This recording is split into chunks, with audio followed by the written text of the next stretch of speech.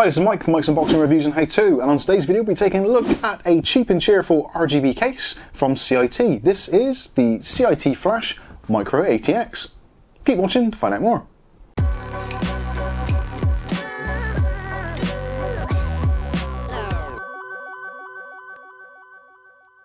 Okay, so today we'll be taking a look at the CiT Flash. This is a Micro-ATX budget case with a few frills and a few drawbacks, but we'll go into that as the review progresses.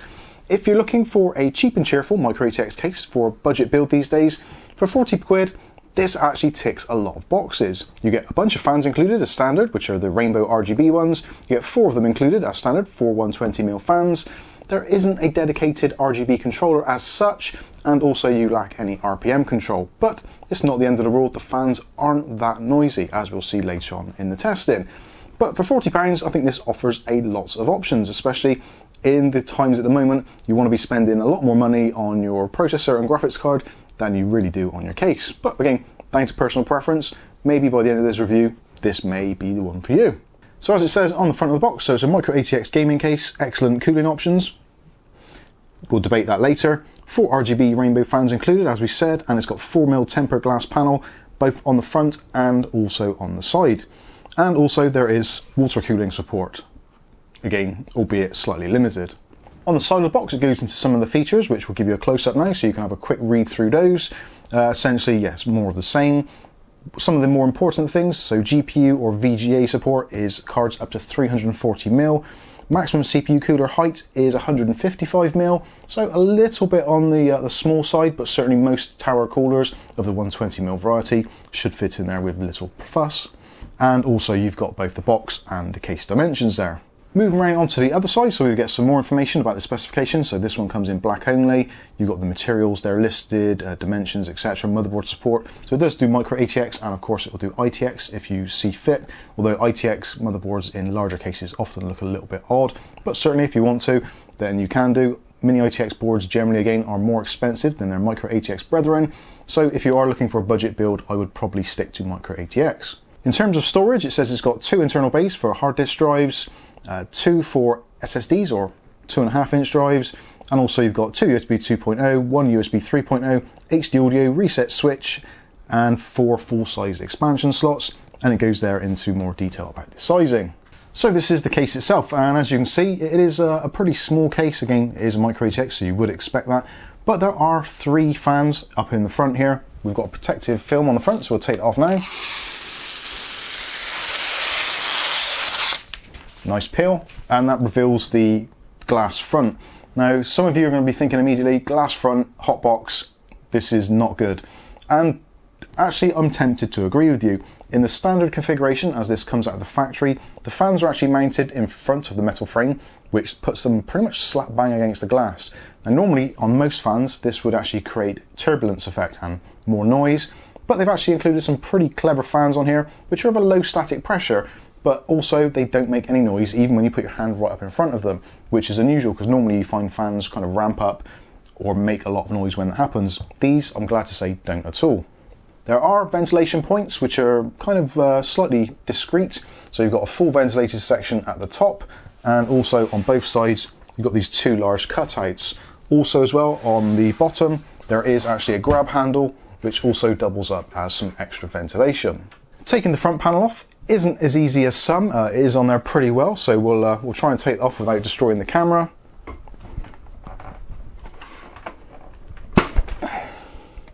Yeah, not the easiest of things to do, but once it's off you can see you've got the slightly smoke tinted front glass panel, and it's held on with these kind of captive push panels which do the job okay. They do keep it on there, but certainly they are relatively flimsy, and I've actually managed to break one of them off already. But you can see the ventilation there, so you've got ventilation on that side, those 2 chunks there, 2 chunks there. You've got this top section which is ventilated, and obviously the grab handle, like we said. It's actually quite a heavyweight panel. The glass itself is a very nice thickness of 4mm, which is actually a little bit thicker than what you do get on some of the other budget cases in the market. So taking a look now at the front of the case, you can see we've got 3 of the 4 fans exposed already. And as you can see, there's quite an unusual blade design on there. Tons of blades on there in a kind of like an odd scoop shape. Again, extremely silent. There are no way of controlling these fans RPM wise. Literally, they all plug into essentially a SATA connector, which they're all daisy chained to. Also, there's an RGB controller, which you cannot connect to your motherboard, so it is basically the default settings and that is it. You can switch through some various colors, static colors, and also rainbow effects, that kind of thing, which hopefully you'll see from some B-roll we've done already. But we will be plugging in a power supply to this a little bit later in the video, just so you can see what it actually looks like. Like I said, I've taken the liberty of actually moving the fans from the front section to the back section, just to try and bring them away from the glass slightly to see what the airflow difference was like. It didn't actually make a great deal of difference, if I'm completely honest with you. The fans are pretty low RPM and actually like a low static pressure, so they don't move a tremendous amount of air. Certainly they do move some air, but not as much as you'd expect from things like Arctic fans or more expensive 120mm fan designs. You do have the option, if you wanted to, of putting in a radiator in here. You potentially could get a 360 in there at a squeeze. 240, very easy to do. 140 fans or 280 rads isn't going to fit. There certainly isn't the width there. But I think 3 120s on the front for a relatively moderate system should be absolutely fine. One thing of note is, obviously, if you wanted to, you could just remove the fans, although really, for this kind of price point and this particular type of case, the compromise that are made in the kind of build quality and construction is reflected that the fact you get these fans included. If you take the fans out of the equation, then this being a £40 case kind of doesn't make a great deal of sense, although some people may like it purely for the aesthetics, but certainly for me, I think I would be tempted to look around elsewhere. Moving to the side panel, we've got this tempered glass side panel, which is held on with 4 thumb screws, and sadly that is literally all that is holding it in place. There are no kind of extension grommets or anything like that, so once you actually remove the screws, the glass will fall off immediately. And it isn't actually very easy to get back on either. You do have to line up the screws with the kind of recessed grommets, and as you can see, even with the 3 screws removed, it wants to come off already. So obviously do be careful. The glass panel itself is got a very, very slight tint to it. Not a huge tint, as you can possibly see. Definitely not as dark as the front panel, which is a shame. I'd like to have seen it the same colour as the front panel, but I suppose again, for £40 you can't have it all. So looking inside the case, and I'm having to tilt it back a little bit so we can get some light in there. Unfortunately, with dark cases, it's very difficult to see the smaller detail, but hopefully you can see it pretty well. And also we've done some B-roll, so you should be able to see it pretty clearly. So starting from the bottom, we've got this Psu Shroud, which is fully ventilated on the top, so you can fit 2 120mm fans now, which you can just about make out from the top there. There is a cutout on the side, which again, if you're going for a more budget power supply, potentially you don't want to see that. But yeah, it's not really a deal breaker, but I would have preferred personally to have seen that have been a solid section. And perhaps, possibly, this bottom section being one piece and just having a smaller piece of glass, just to make it a little bit more rigid. But again, there doesn't seem to be a tremendous amount of flex. It is relatively stable on the desk, so shouldn't cause too many issues in that regard. Looking inside, you can see there's plenty of pass-throughs for cabling, which is going to be necessary. There isn't a great deal of room on the back for cable management, but we have got plenty of holes there. So there's a few at the top there, which again will show some B-roll so you can see it a little bit clearer. Plenty down this section for putting through your power connectors, all that kind of stuff. And going down onto the basement, there's 2 big cutouts on the bottom and also one slightly further up for putting other cables through, such as HD audio and USB connectors, that kind of thing. There are various holes which are actually screwed into this side panel where you could mount 2.5-inch drives if you wanted to. That is the one thing this case does seem to lack, is the option for mounting drives in any real convenient places. There is a section in the basement where you can do that, but this section here is a little bit mismatched, if I'm completely honest. Moving around to the back, you can see there is another one of the 120mm fans to match up, and again that is kind of addressable RGB, although it's programmed from the case button on the front. So overall inside, no real complaints as such. If you're going for a relatively moderate build with just your motherboard in there, maybe an NVMe drive, maybe another drive in the bottom, it's going to be absolutely fine. My main concern is how close this section is actually to the back panel. It is extremely tight, so ideally you're going to be having to use a power supply with flat cables, or preferably modular, which is going to add cost to the build. At the front, you can see just about on this cutout here, even though we have got the fans actually on the back side of the actual metal frame, there is still room in there to put a radiator, just about. Not a huge amount of room, but certainly you can do. Also again, on this section here, you can, if you want to, add hard drives or SSDs, although I think they'll look a little bit messy, but certainly it is an option. Moving around to the back of the case, so you can see there is a little bit of vertical adjustment on the 120mm fan, and you've got your normal I/O cutouts there, which are nice and rolled over, so no sharp edges. You do have an adjustment bracket on the side for a PC Express expansion ports, and these are mostly captive apart from the top one. The top one is actually removable, which is nice to see, and these are the kind of fold out or bend out ones, so if you do take them out, that is it, they won't go back in.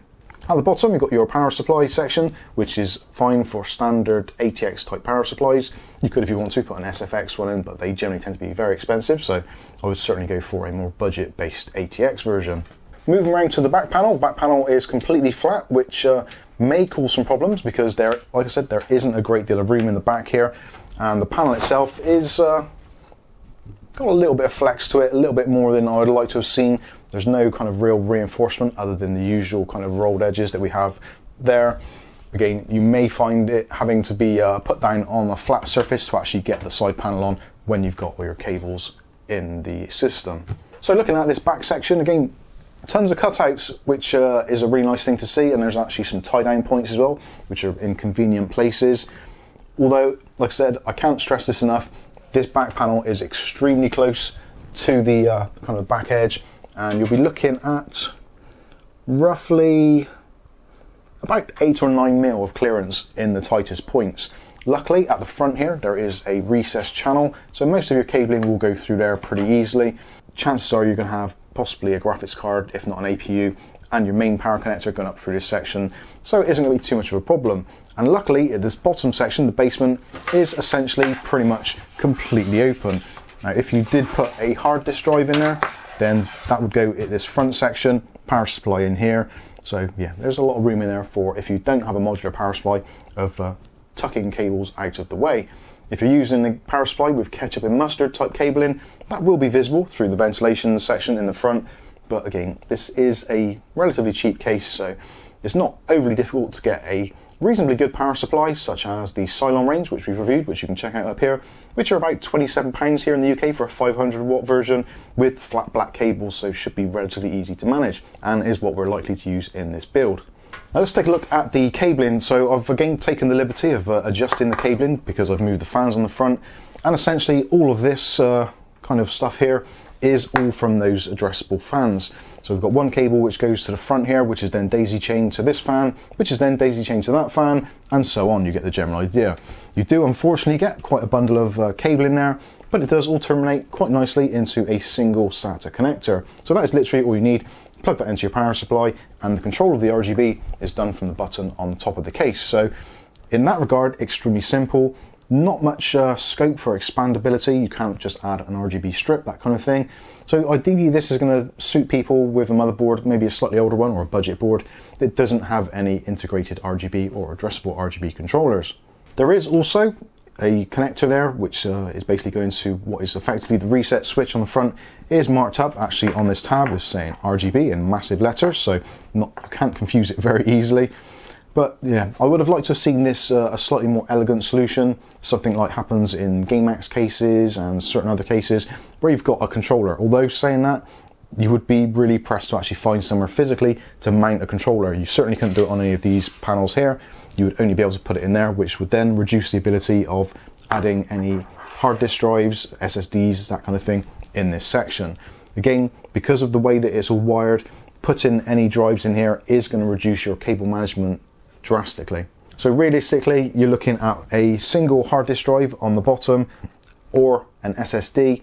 Potentially, if you wanted to, you could put a hard drive in there and then maybe Velcro or use sticky pads and actually attach an SSD to the top of that to give you 2 drives. That is if you're not using some sort of M.2 storage. Looking at the other connectivity on the front panel, so we've got some actually color-coded sections here, which is quite nice. So you've got your power switch, you've got your LEDs, your power LED, that kind of stuff, usual kind of deal. All nicely blacked out right to the ends, which is always nice to see. Unfortunately, that doesn't carry through onto the HD audio or USB 2 connectors, so those are exposed at the ends, which yeah, is a bit of a pain, but not the end of the world. And also you have a USB 3.0 header, so yeah, all those things nice and simple and pretty much what you'd expect to see. Moving to the bottom of the case, you can see there is a removable mesh filter there for the power supply, which yeah, it's one of those flimsy ones which aren't great, but they obviously do the job. You can also see a little bit clearer there where the hard drive mountings are. So basically you've got push throughs there to remove the hard drive or 3.5 drives up off the deck a little bit. There's no rubber grommets or anything, so you are going to get vibrations coming through those drives into the rest of the chassis.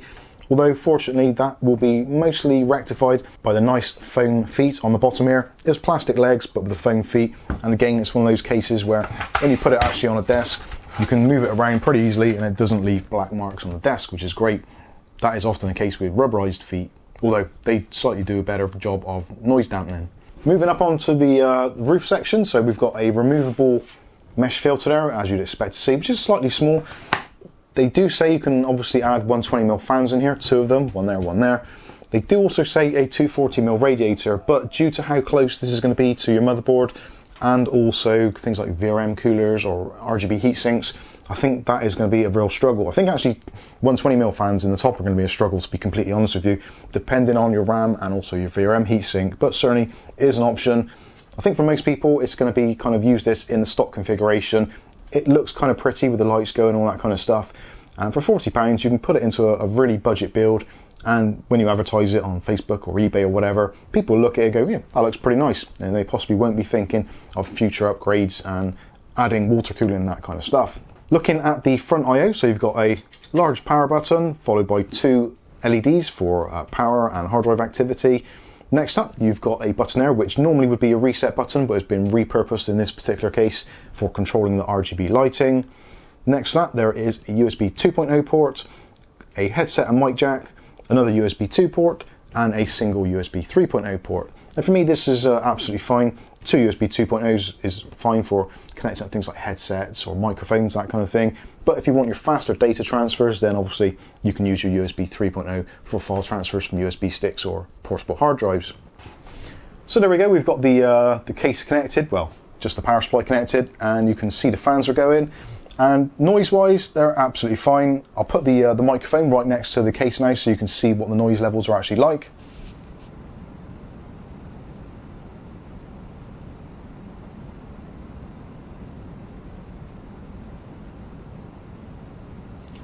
Now, one thing you'll possibly notice, or maybe not, is if I put my hand close to the fan, normally fans would get a lot noisier, but in this particular instance they don't, so I'll try that now.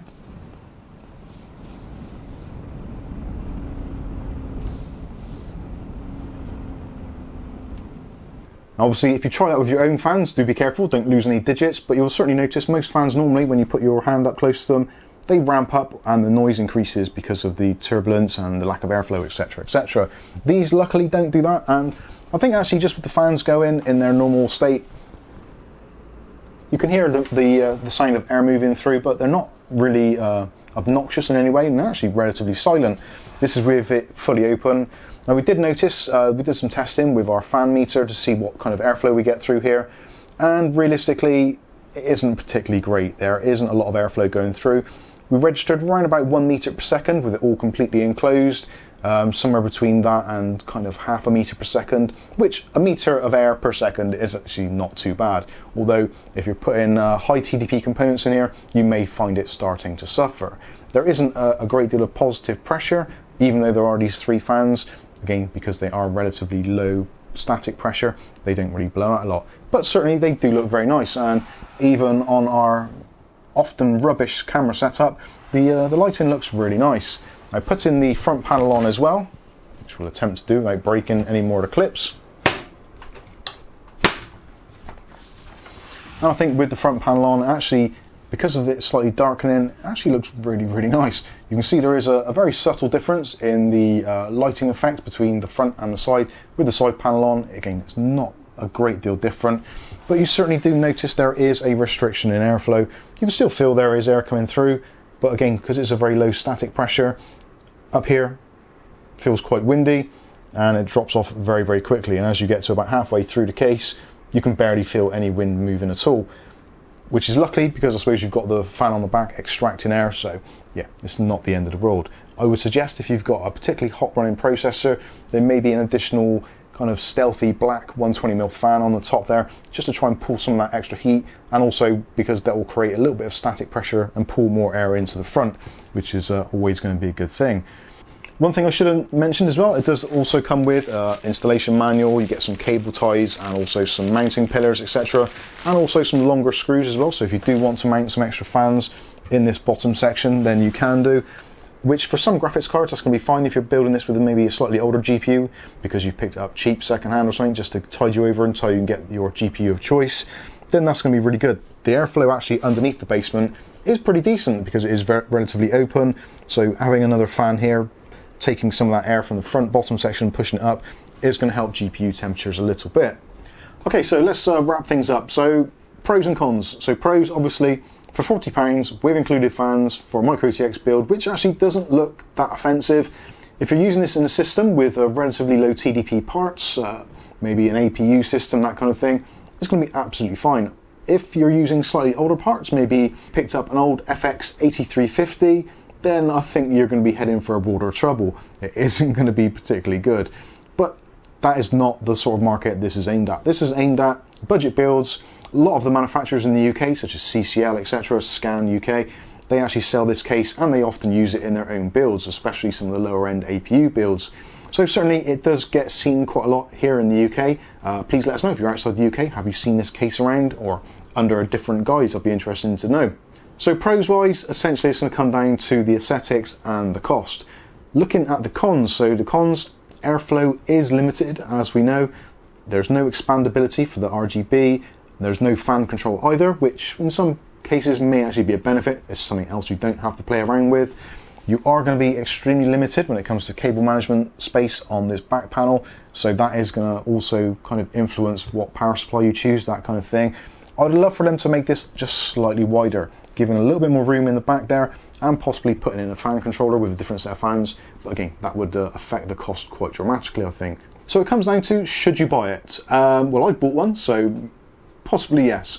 My intentions are to put a simple APU system in here based around a Ryzen 5 3400G with a very modest TDP, and it will just look nice and hopefully someone will get used to this as a budget gaming system. But we will be doing a full build on this in a live stream, unfortunately, so if you want to see how that went or goes, click on the link up here and you can check that out in more detail. But I think, yeah, for £40, there are some complaints, if I'm completely honest with you, but certainly the way the things are at the moment with the market as it is, there isn't really a great deal else out there which you can actually choose. I did look at some of the AeroCool options, and also there is things like the GameMax Kamikaze, which has recently shot up in price, which puts it slightly out of contention. So for around about £40, there isn't a great deal else out there at the moment.